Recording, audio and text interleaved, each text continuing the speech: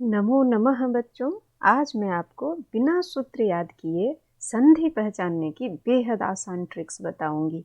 तो इस वीडियो को देखने के बाद आपको स्वर संधि की पहचान करने में कभी भी कोई भी दिक्कत नहीं होगी। तो आइए जल्दी से वीडियो शुरू करते हैं।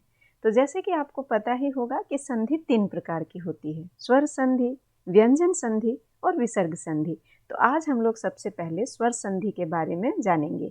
स्वर संधि के कितने भेद होते हैं आपको याद होगा, चलिए मैं बता देती हूँ।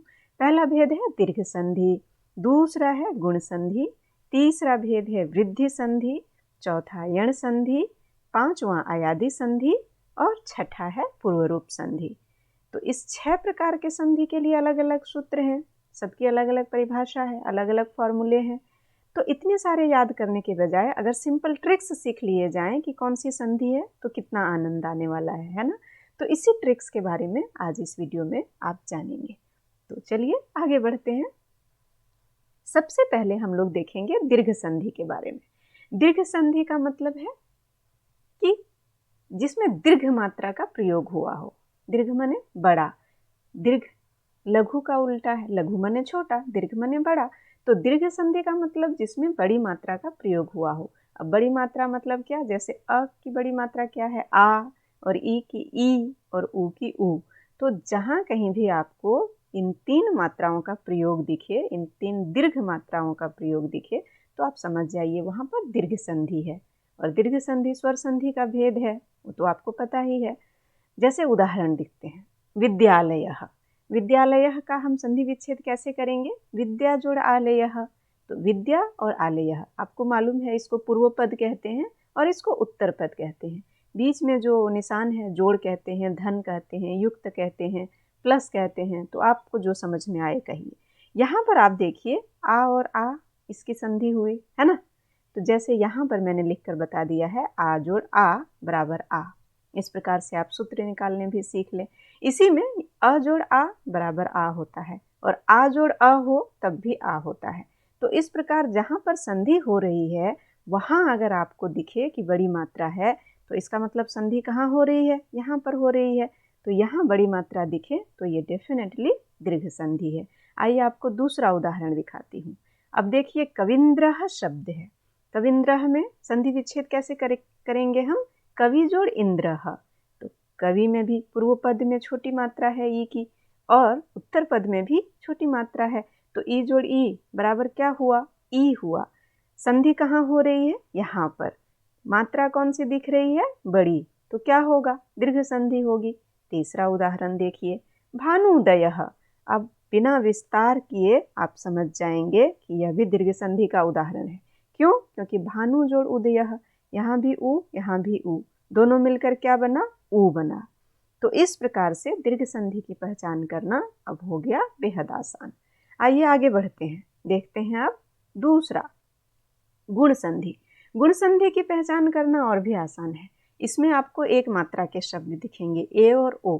जैसे कि अगर आपको ऐसे कहीं पर ए दिखाई दे, यहाँ डबल ए नहीं रहेगा, ए रहेगा।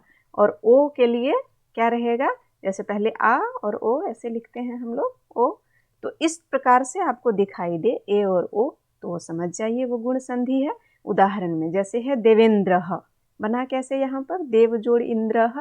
जैसे पहली स्लाइड में मैंने खुद से विस्तार करके और आपको सूत्र निकाल कर दिखाया, आ जोड़ आ बराबर आ, तो वैसे भी आप यहाँ कर सकते हैं।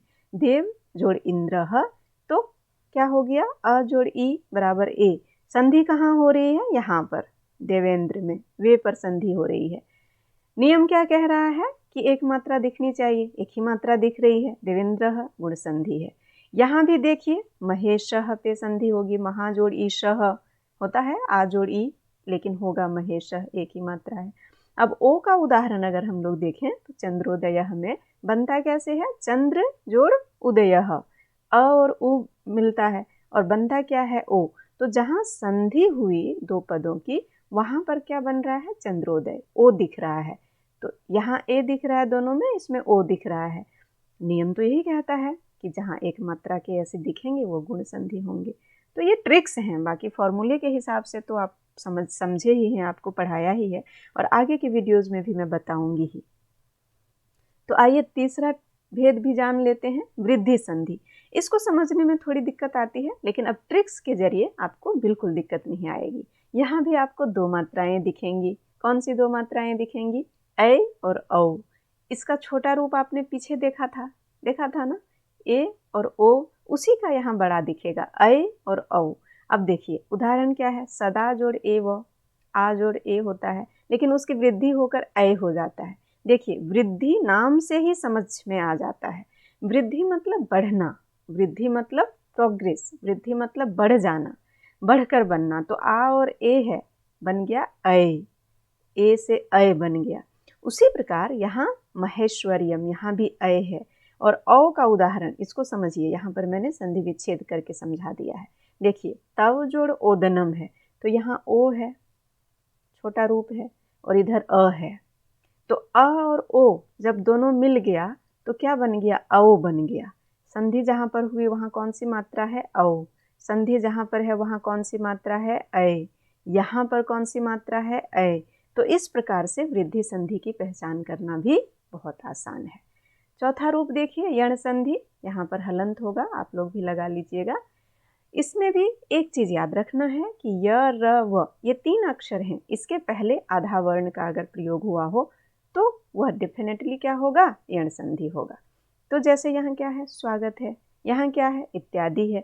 आप देख लीजिए, व के पहले आधा वर्ण है, यहाँ य के पहले है, यहाँ भी य के पहले है। और इसमें भी जब आप वर्ण विच्छेद करेंगे तब आपको पता चलेगा कि पित्रादेशः में भी जो र है उसके पहले आधा अक्षर है, क्योंकि यहाँ नियम में था तीन अक्षर य, र, व। बस इतना सा याद रखना है, आप यण संधि की पहचान बेहद आसानी से कर पाएंगे।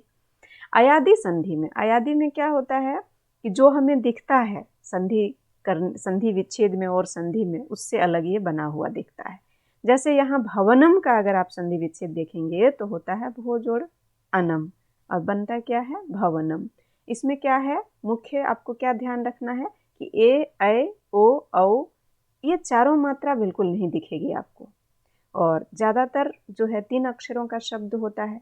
तो भवनम है, बेसिकली अनुस्वार लगाएंगे तो तीन ही होगा, लेकिन म हमने लिखा है, अनुस्वार को नीचे लाकर लिखा है म हलंत देके, तो इसीलिए भवनम।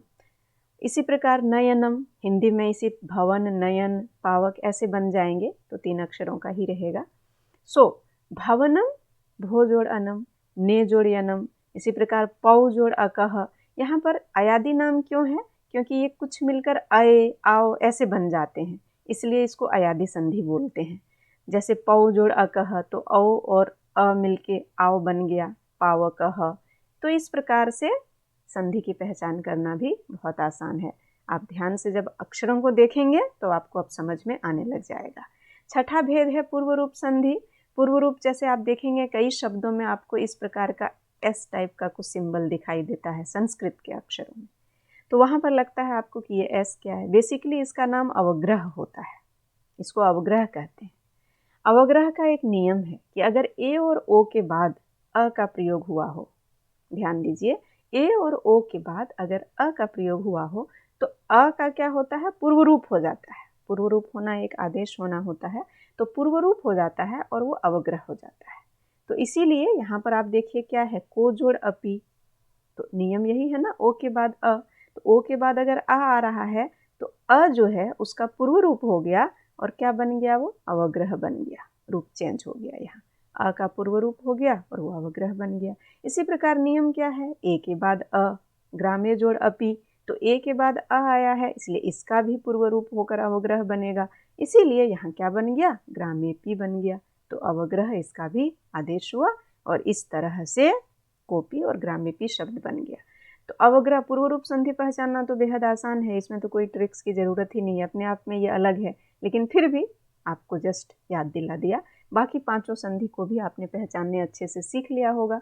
मुझे आशा है कि इस वीडियो को देखने के बाद आपको स्वर संधि के किसी भी भेद को पहचानने में कोई असुविधा नहीं होगी, कोई दिक्कत नहीं होगी। तो इस प्रकार से इस वीडियो में मैंने आपको स्वर संधि के बारे में बताया आगे के वीडियोज़ में मैं व्यंजन संधि के बारे में और विसर्ग संधि के बारे में बताऊंगी। इसीलिए स्टे कनेक्टेड, चैनल को फॉलो करते रहिएगा ताकि कोई वीडियो मिस ना हो। तो अगले वीडियो में फिर मिलूंगी। धन्यवाद।